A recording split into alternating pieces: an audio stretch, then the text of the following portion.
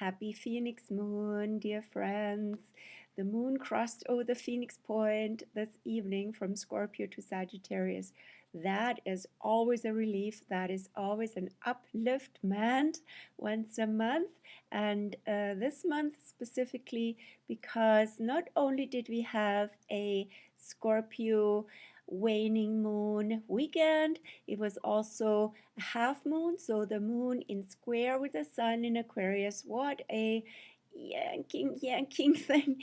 What a stuckness, possibly. What a fixation on things, compulsiveness, deep dark stuff, dark emotions where we could have gotten stuck, the shadow, and at the same time the Aquarius sun calling us to be beyond all this and be freer and more be a witness to it all, and actually be transparent about what could have been sitting there in the dark in these deep places that are usually not being visited so much. That's always a merit with the Scorpio moon. So I hope and trust you've traveled through this and came out on the other end without too much pain, which can easily happen with the Scorpio side, but also with good realizations around where the shadow can get you, right?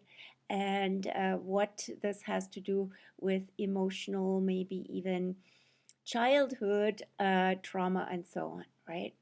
So Scorpio moon moving into Sagittarius this evening, and in the next 2 days we have the moon in Sagittarius, then in Capricorn, in Aquarius. The dark moon will be in Aquarius before we have the new moon this week, which is exactly on Sunday.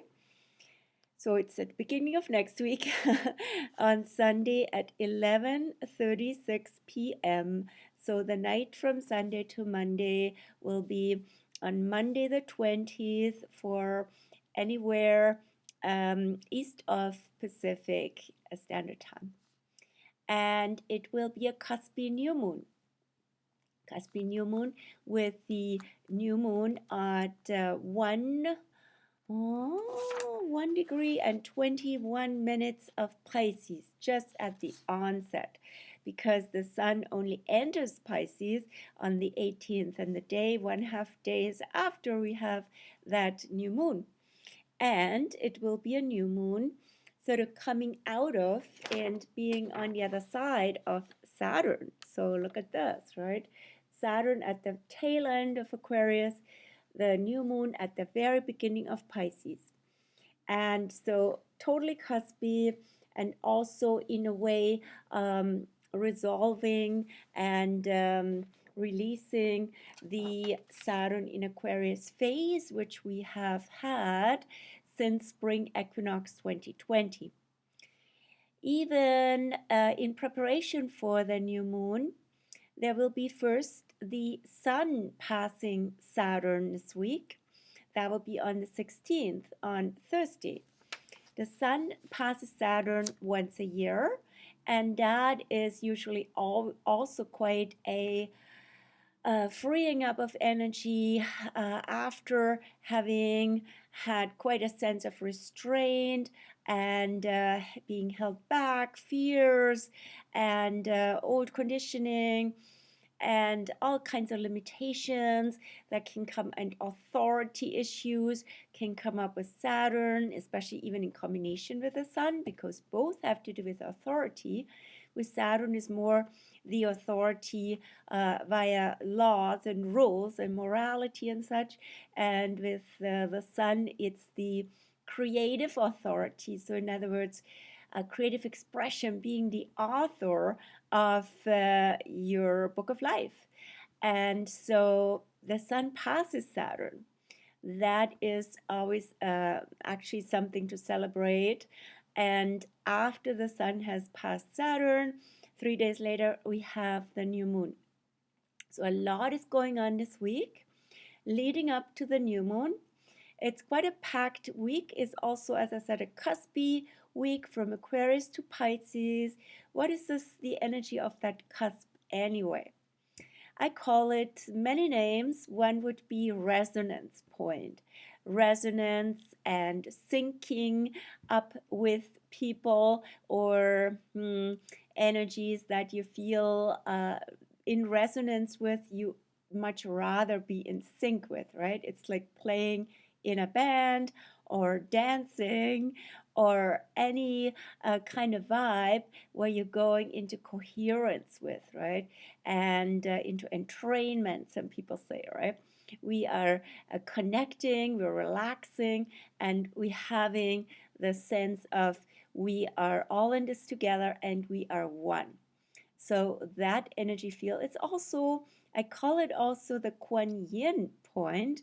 Kuan Yin being the Chinese goddess of compassion, compassion for humanity. Compassion is a Piscean theme for the human condition, for the human condition in others and in oneself. It's only human, things like that, right? And so being relaxed about that, offering compassion to what seems like random people, all of this comes up with this, right? So we are all human, and this is what connects us.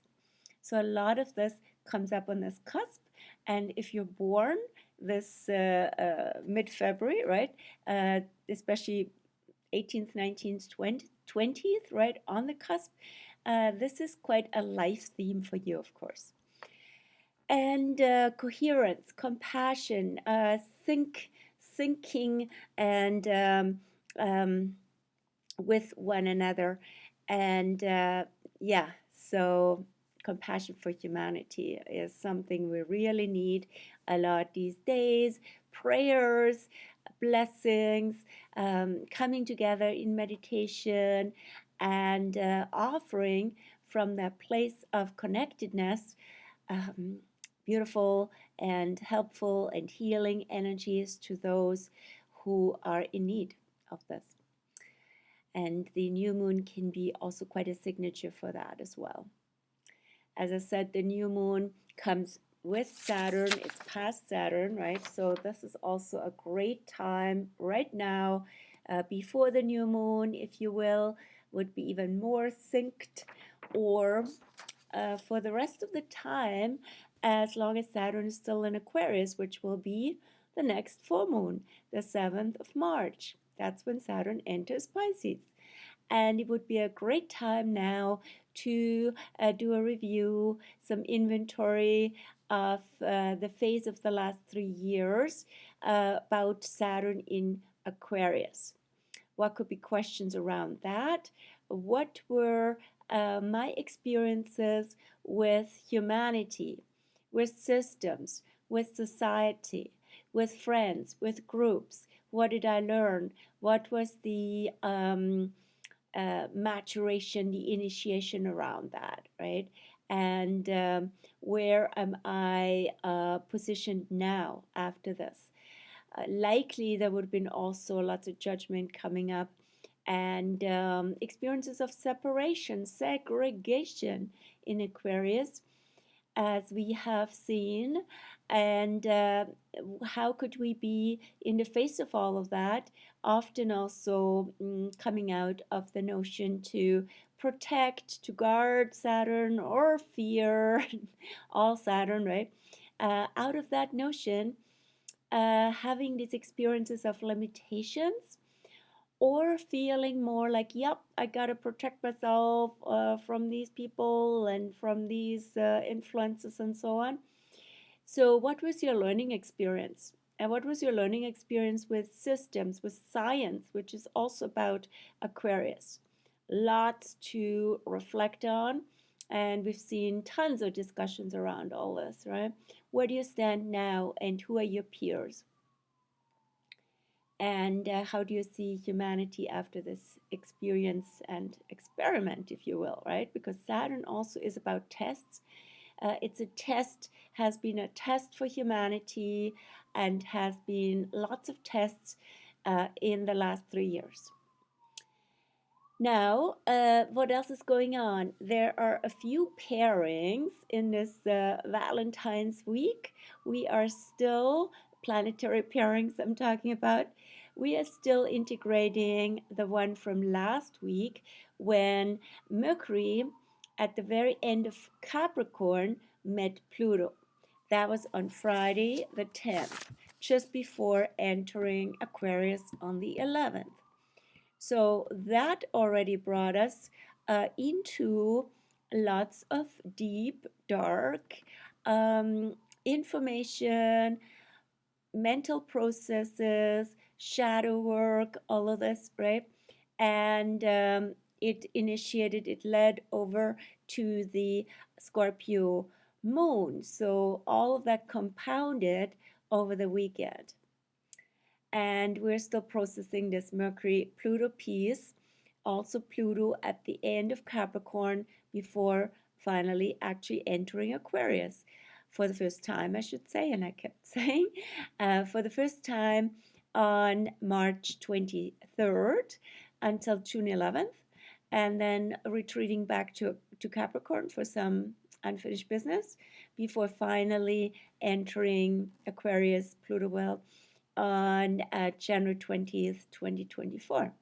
So Pluto is cuspy too on this, what I call Prometheus point, the point where we have met, we have seen what is happening in these hierarchical structures, and who is calling the shots and who is in charge, and what is the shadow in that regard, where is transformation and evolution needed. And now the next level will be with Pluto in Aquarius. So, how will humanity rebuild? And what's going on with the domination of technology, of course, right? The technological, the digital age is happening already, and even more so coming to awareness and to our daily daily encounters with it, and operating system with Pluto in Aquarius. So, how do we heed its shadows, and how can we remain human and remain organically, naturally connected, not becoming robotic and basically vicarious humanity, and being basically superseding nature and trying to re-engineer humanity, falling for that, being controlled by digital devices and their all kinds of systems that could be imposed. So there's lots going on with Pluto in Aquarius. We're not quite there yet, but we're feeling the incoming influence and power of that. So remaining in human connection without being basically adverse progress. But what is real inventive and liberating Aquarian humanity? So we need to come back to that and not leave it up to those who take charge of the situation. Now, that first piece, Mercury, Pluto, right? Then we have, as I said, Sun, Saturn this week. We also have, on a much nicer note, we have Venus meeting Neptune. That's on the 15th in 2 days, right after Valentine's. So Venus in Pisces, where Venus is exalted, meets Neptune, the ruler of Pisces. So can't be any sweeter than this, and how timely for Valentine's. So that is a beautiful invitation to be in love with love, to be in a loving oneness with life and feeling connected unconditionally, and to ride those waves of loving vibrations. and being open to receive gifts from the universe and connectedness. When the vibration is right, there's unlimited possibility for beautiful attractions and connections. Of course, on a lower vibrational note, Venus Neptune can be super idealistic and can be easily disappointed that way as well. Venus Neptune, yes. Then we have, what did I say here? Reconnect in love. That's all that is. Yes. And Mercury is now in Aquarius, yes, since the 11th, and on the 17th, the Friday, Mercury in Aquarius will be in sextile with Jupiter in Aries. It's not a major aspect, but it's a nice one. It's a real good one because it's about Mercury really loves Aquarius. It sees the systems and looks at kind of dispassionately at situations that are connecting the dots there, right? From experience after the Capricorn experience to see how certain systems really operate. And with Jupiter also helps us raise awareness in regards to seeing systems and seeing humanity with fresh eyes, and which also allows for new beginnings. And then the sun enters Pisces. That will be on the 18th. When is it exactly? On the 18th of February at 2:34 p.m. 18th Pacific, right? That's in the afternoon. And the sun will be then in Pisces till spring equinox, the 21st of March. So the last month of winter, technically, well, in fact, it's already a transition into spring, and Pisces is very transitional, and Pisces is a lot about being letting things come together, letting things, allow things to be receiving, allowing things to come together as one. And that can also feel like chaos. I can also feel like, oh my gosh, let it all be whatever it is, whatever. Or it can also feel like I'm losing it here, right? Because it's like it seems to be out of order, it seems to be chaotic, but at the same time, there's a divine connection and orchestration and intelligence behind everything. So it's very non-personal, it's very transpersonal. Can you, as one of my clients said before, can you go into neutral in that regard? So not being attached, not making it about you, but actually seeing things as the flow of life, the nature of things, and universal intelligence. Can you be in that mode? Can you allow things to come together as needed and let go when needed, and offer no resistance? Doesn't mean like you become a victim and walked all over. So that's not the point. You're still clear in yourself. That's why also Pisces is the last sign in the zodiac. It's actually quite a highly evolved energy to be in the self, while also being not of the self, not of the person, not of the ego, but being an expression of divine intelligence, right? And having a human experience, a soul having a human experience. So can you go to that place without dissociating? All of this can happen, of course, on a psychological level.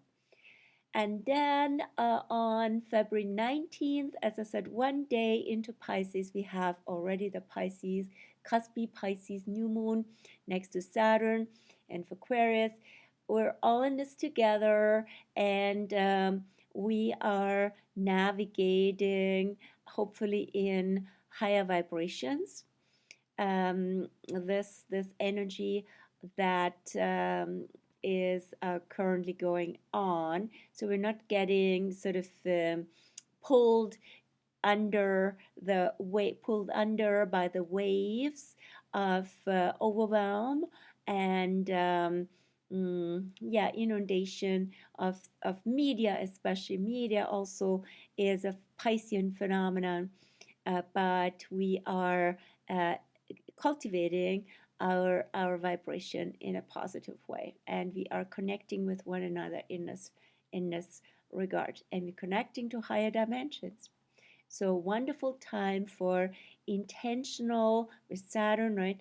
Intentional um, framing and containing of divine energy. Also, would be wonderful to do something around music where we attune to vibrations that are serving the highest good, and meditation, all these good things.